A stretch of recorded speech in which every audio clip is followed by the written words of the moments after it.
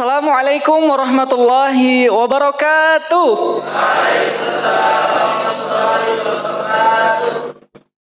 Teman-teman semua, gimana kabarnya sore hari ini?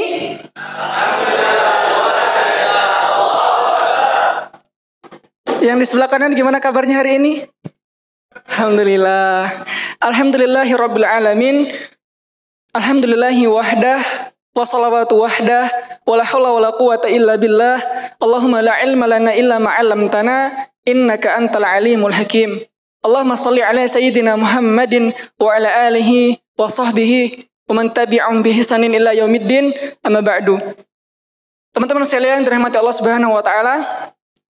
Terima kasih kepada teman-teman yang sudah dengan semangat dan antusias untuk menjawab salam saya. Semoga Allah Subhanahu wa taala senantiasa melimpahkan kepada kita keberkahan, kebahagiaan, ketenangan dalam hati, kemudahan dalam setiap pembelajaran yang kita laksanakan, dan juga Allah teguhkan hati kita, Allah teguhkan langkah kita di dalam jalan dakwah ini. Amin, amin, amin ya rabbal alamin. Teman-teman sekalian, saya ingin mulai dari sebuah cerita. Jadi ini kisah nyata, true story. Teman-teman, kita di CGC kan kalau makan itu kan lengkap ya, ada proteinnya, kemudian ada vitamin-vitamin tambahannya kayak dari buah gitu ya. Nah, di beberapa kesempatan ternyata saya tuh nggak dapat buah.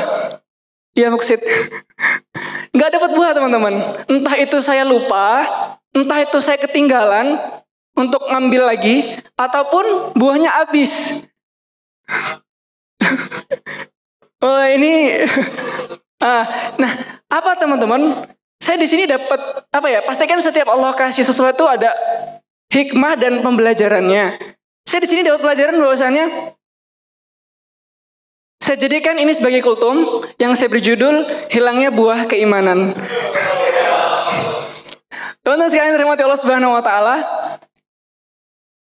Gak bisa saya lupa ketika dengar sebuah berita bahwa ternyata ada sebuah pesantren yang mohon maaf, di mana pengurusnya itu melakukan pencabulan terhadap santriwatinya. Astagfirullahaladzim, Masya Allah. Teman-teman, belum juga bisa saya lupakan ketika saya pernah berdiskusi dengan seorang ustadz, yang mana ustadz ini melegalkan riba hanya karena masalah, dia bilangnya karena ini darurat katanya. Dia melegalkan ataupun menghalalkan namanya riba. Dan belum bisa hilang dari ingatan saya ketika teman kita berbicara di depan sini mengatakan bahwa ada 2 juta angka aborsi per tahun di Indonesia. Teman-teman sekalian, Indonesia itu merupakan negara dengan masyarakat terbesar, kaum muslimin terbesar di dunia. Jadi bisa kita juga ambil kesimpulan yang mungkin dibilang gak ceroboh sih menurut saya, bahwa pelaku daripada kebanyakan masalah-masalah yang terjadi di Indonesia adalah kaum muslimin teman-teman sekalian. Nah, semua masalah-masalah tadi itu bisa saya simpulkan bahwa ini semua karena kita kehilangan yang namanya buah keimanan. Buah keimanan. Keimanan yang harusnya menjadi sudut pandang kita dalam menilai setiap perkara, itu nggak kita pakai. Kalau kita lihat pesantren tadi, kira-kira yang melakukan, mohon maaf ya, pencabulan tadi, tahu nggak kalau zina itu diharamkan? Tahu nggak kalau zina itu nggak boleh? Ada berita lagi, ini sebenarnya saya ngomongnya agak malu karena ini di daerah saya, di Lampung. Ada seorang rektor, yang mana rektor itu harusnya adalah sosok yang bijak, menjunjung tinggi kebenaran, ternyata mendapatkan daripada mahasiswa-mahasiswa yang masuk ke jalur mandiri itu, kalau dikalkulasikan itu sekitar 4 miliar. Kira-kira orang ini tahu nggak yang namanya kejujuran? Tapi kenapa dia tetap mengamalkan? Karena hilangnya buah keimanan. Allah Subhanahu wa taala berfirman, "A'udzubillahi minasyaitonirrajim. Alam tara kaifa daraballahu mathalan thayyibatan kalimatan thayyibatan kasajaratin thayyibah asluha tsabitun wa far'uha fis sama' tu'ti ukulaha kullahin bi'idzni rabbiha wa yadribullah hul amsala linnas la'allahum yatadzakkarun." Artinya, Allah tuh udah bilang ke kita, kalau orang muslim itu harus punya akidah yang kuat. Yang mana akidah ini menjadi dasar, sudut pandang ini menjadi dasar dari tumbuhnya batang yang kokoh. Setelah batang yang kokoh, Allah bilang apa? Cabang-cabangnya itu mengarah ke langit. Kalau dasarnya udah bagus, batangnya kokoh, kemudian ranting-rantingnya itu tercukupi sinar mataharinya, maka barulah tumbuh buah keimanan. Maka bagaimana sih cara menumbuhkan buah keimanan, terutama bagi kita seorang dai yang kita itu adalah orang yang tahu tentang ilmunya? Maka ada 3 yang bisa saya sodorkan kepada teman-teman sekalian. Yang pertama, pahamilah bahwa Islam adalah amal. Maksudnya gimana? Allah menurunkan Islam itu bukan sekedar teori, bukan sekedar sesuatu yang untuk diperdebatkan tanpa melakukan sebuah take action. Ketika Allah bilang riba haram, maka itu bukan cuma untuk diperdebatkan, oh riba haram. Sementara hajinya pakai dana, pakai uang pinjam dari bank. Naik kendaraan ke masjid pakai kendaraan yang belinya hasil dari bank.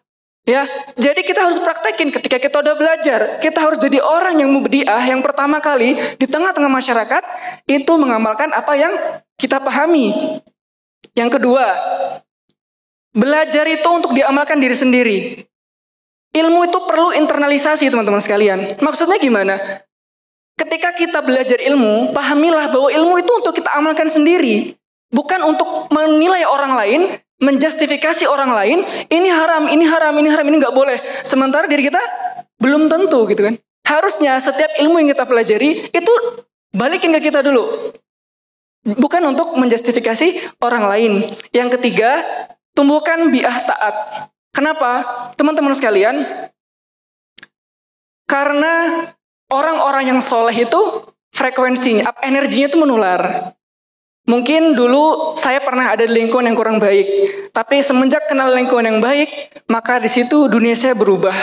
Dunia saya diisi dengan orang-orang yang giroh semangat keislamannya itu kuat. Orang-orang yang kemudian selalu ngingetin saya, oh ini nggak boleh, pacaran tuh nggak boleh. Mungkin kalau saya nggak kenal mereka, saya tuh ya udah ikut dari bagian yang lain gitu loh maksudnya. Nah, teman-teman sekalian, kurang lebih kita di sini udah 7 menit. Dan semua ini nggak akan ada manfaatnya kalau kita nggak amalin. Allah Subhanahu wa taala firman, "Illal ladzina amanu wa 'amilus solihati wa tawassaw bil haqq wa tawassaw bis sabr." Orang itu rugi ya. Orang yang gak rugi itu orang yang dia beriman, yang dia tuh mengilmui dan mengamalkan. Dan kita termasuk orang yang rugi kalau kita gak amalin ilmu yang saat ini udah kita dengar. Maka saya tutup dengan sebuah perkataan seseorang. Seseorang ini pernah berkata, keberkahan ilmu itu tatkala kita mengamalkannya. Maka beramal dengan ilmu yang kita ketahui, niscaya Allah akan membukakan ilmu-ilmu yang belum kita ketahui. Sekian dari saya. Wassalamualaikum warahmatullahi wabarakatuh.